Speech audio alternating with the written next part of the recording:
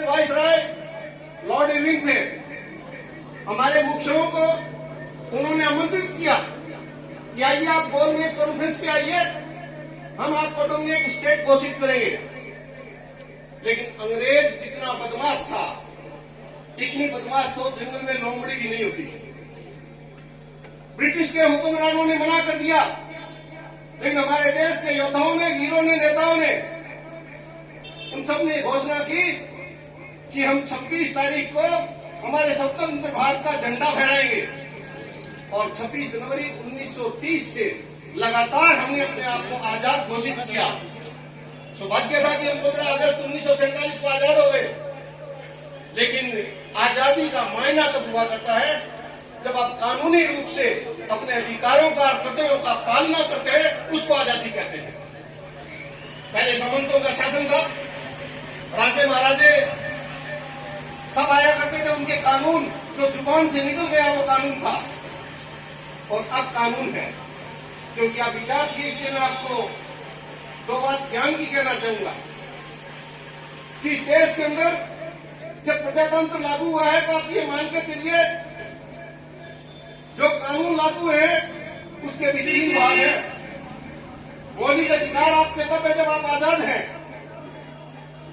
और मौलिक अधिकारों के साथ में आपके मौलिक कर्तव्य भी हैं, और उसके साथ में नीति निर्देशक तत्व भी हैं।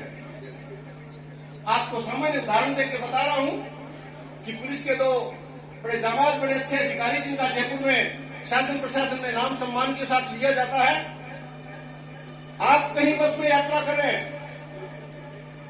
बस पे सीट पे बैठने का आपका अधिकार है, लेकिन बस पे दूसरा यात्री आया तो उसको बराबर की सीट देने का आपका कर्तव्य है। और तीसरी सीट पे एक हमारी अपना बहन बेटी बुजुर्ग और अपने बच्चों के साथ आ गई, तो नीति निर्देशक तत्व कहते हैं कि आप संकड़े होकर बैठिए, 3 जगह की जगह 4 बैठिए, उन बच्चों को भी अपने बच्चे मान के उनको मान सम्मान देकर उनको स्थान दीजिए।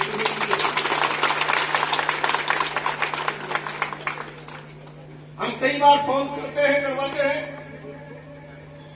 सरोज जी यहाँ विधायकपुरी में एसएचओ थे, तो आपको भी हंसी आई। हम इनको पता है क्या फोन करते हैं, इनको ये फोन करते हैं कि आज एक धरना प्रदर्शन है, उसमें लाठी चार्ज तो करोगे, लेकिन गोडों से नीचे नीचे मारना के लिए गोडों से ऊपर ऊपर मारते, वो हमारे तक बहुत होता है। इसको क्या कहते हैं? नीति निर्देशक तत्व में हमारे संबंध। मैं मजिस्ट्रेट रहा राजस्थान में, नप्रिया मेरे साथ रही, हमने भी लाठी चार्ज करवाया।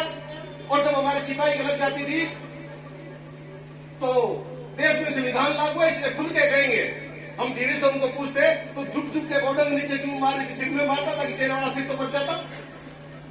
ये नीति निर्देशक तत्व है व्यवहार का। मैंने एक अपराध कर दिया, जयप्रकाश सिंह पूनिया ने मुझे गिरफ्तार कर लिया। मैं युवा हूं, बच्चा हूं, अपराध करते समय आपके सोने की चैन कहीं गिर गई या मैंने छीन ली, अधिकार कहता है कि मुझे 379 में भी गिरफ्तार किया जाए। ये कौन कहता है? कानून, अधिकार। और कर्तव्य क्या कहता है कि थोड़ी सी नरमी बरती जावे, क्योंकि मैं 25 साल का अगर युवा था तो चैन छीनना मेरा उद्देश्य नहीं था।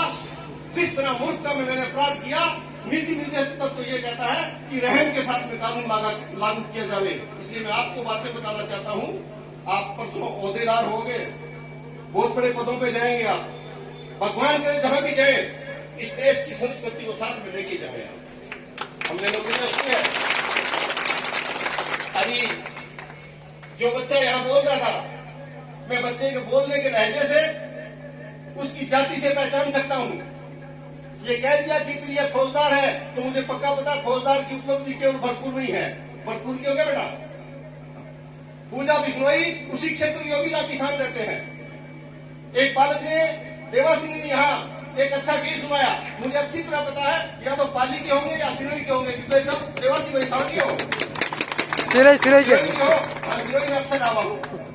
मैं आपको इतना सा बताना चाहता हूँ, आज के दिन संयम के साथ में जियो। और युवाओं को विशेष रूप से हाथ जोड़ के कहना चाहूंगा, कानून को हाथ में नहीं ले।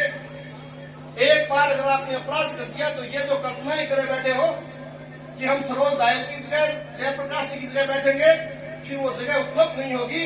जब थाने में जाओगे तो जितनी ऐंठ अकड़ और बाहर जो इकट्ठा होकर बात करते हो, वहां भी बात दूसरा हुआ करता है। इसलिए कृपया करके इतना संतोष, इतना सहज जियो कि आपके ऊपर किसी भी तरह की कानून के अपराध की धारा दर्ज नहीं होनी चाहिए। और जिस दिन दागी होने लग जाओगे उस दिन तो देख रहे हो, अखबारों में पढ़ रहे हो, रास्ते में मैं आ रहा था, बिल्डिंगें गिराई पड़ी थी। और आप इतने नादान भी हो, जोश तो आप में है, लेकिन होश की आवश्यकता है।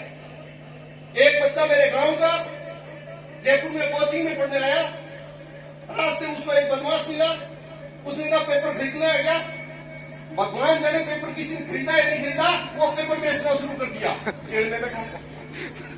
आप कृपया करके अपने जोश को सही दिशा में काम लें, क्योंकि आज दिन कौन सा है?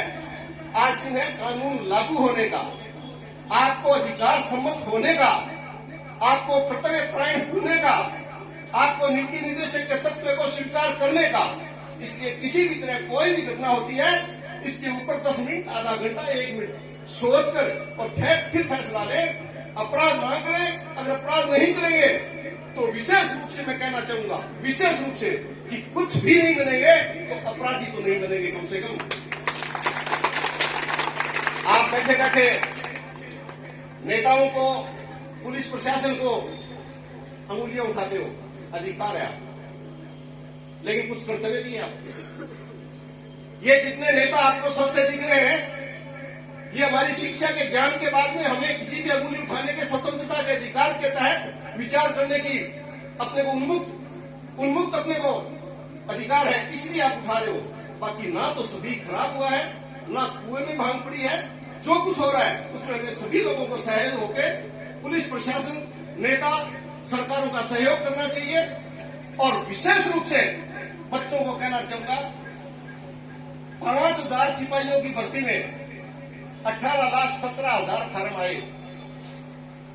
आपको मेरी बेटियां, मैं मेरा अपने बच्चे मानते हैं। मेरी बेटी तो 42 साल की है, हेड ऑफ द डिपार्टमेंट है।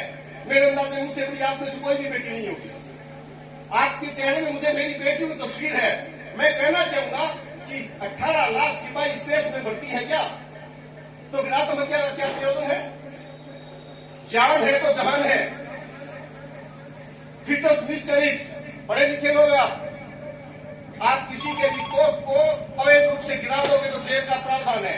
यानी तो फिटनेस जो होश में नहीं है, अपनी मां की कोख में जैसे ही उसने सांस लिया, उसी समय उसका जीने का अधिकार बन गया। तो आप मरने के लिए कब स्वतंत्र हो? मार के न परिवार को न समाज को आप बाधित ना करें, कलंकित नहीं करें। इस कार्यक्रम में आप आए हैं और मैं विशेष रूप से आयोजकों को धन्यवाद दूंगा। और यहाँ आयोजक भी कौन? चूरू से मेरे मित्र महावीर जी पुनिया साहब हैं, उनके पोते यहाँ खड़े हैं। और कार्यक्रम करने वाले कौन लोग हैं? आप सभी हैं। ये हमारे समय नहीं था।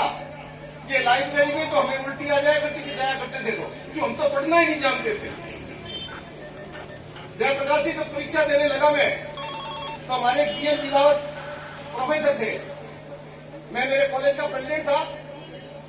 तो मैंने उनको पूछा, मुझे ये पता नहीं Rajasthan administrative and subordinate subject क्या होती है। मैंने उनको पूछा कि मुझे नाजम बनना है, क्योंकि किसान का बेटा रहेगा ना, एसटीएम को नाजम कहा करते थे। तो उन्होंने कहा कि किताब ले आओ जनरल नॉलेज की, और पहले